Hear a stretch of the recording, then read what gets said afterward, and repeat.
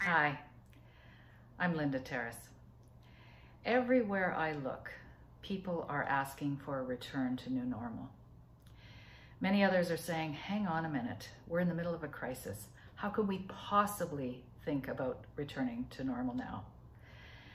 There are a number of good reasons why it's important to begin planning almost as soon as the crisis begins. We will come through this. I'm not sure what the new normal looks like yet.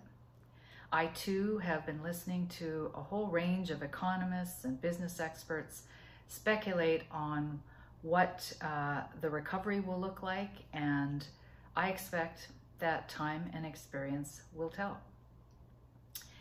In any event, taking advantage of this interim period and planning now has some real benefits to us as individuals and also to those in our organization. It can help reduce stress and increase positive connection with our teams. It helps identify opportunities for innovation, and it captures organizational learning that is very useful when it comes time to begin making longer-term changes. I once worked with a great people leader who used to say, "There's nothing like a good crisis to bring the team together." I have certainly seen situations where this is true. When people are feeling threatened and vulnerable, they will look for safety and will seek to connect and form alliances with others in the organization. Good things can be accomplished when those alliances have something productive to work on. By giving people permission and structures for planning, it allows them to take control of some of what feels uncontrollable. It helps, that in turn helps us downregulate cortisol and upregulate oxytocin, reducing stress and anxiety, and allowing for increased motivation and creative thinking. Challenging people to shift into planning mode shifts them into their prefrontal cortex, which is where logic and reasoning lives.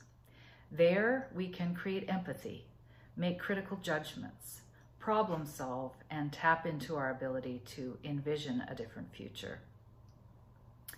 Secondly, this environment is ripe for innovation and creativity. Events like these provide opportunities for organizations to become more agile than they would otherwise be, and may force decisions that could have been made a lot earlier.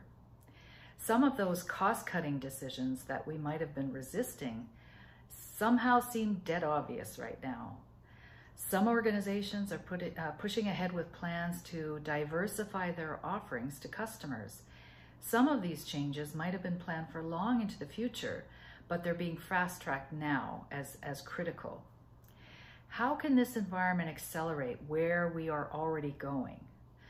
Almost every leader I speak to believes that this will help their organization move more quickly into the digital space. Just think what is happening right now. Welcome changes are being made out of sheer necessity in remote healthcare, doctors' visits on video, and automated prescription renewals. And for the first time ever, I renewed our car insurance over the phone rather than driving to the office and waiting in line. Now tell me, who is going to want to walk back from that kind of convenience? And finally, there is a huge opportunity to use this time to foster organizational learning. Keeping track and continually evaluating those interim policy decisions and mitigation strategies that we're all putting in place right now is important as we think about the impacts to future business models. What can we learn from these temporary structures and processes that will help us and our organizations run better and more efficiently and effectively into the future? I was also talking to an executive the other day who reflected that there has been so much turnover in his organization that the young leaders that are now working there have no previous experience on which to draw on in their response to this challenge. And I thought to myself, what a better succession strategy than that, to pair new leaders with seasoned leaders to come together to analyze those options that could shape our future business models. Increasing that circle of people who are those typically involved in these processes can have huge benefits.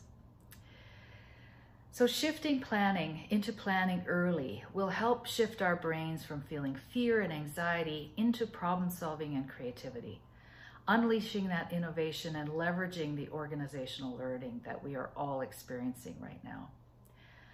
I'd love to hear how you think you could better engage your people to begin thinking about the future. Comment here or send me a message if you'd like to explore privately. And as always, stay well, be safe, and we'll see you soon.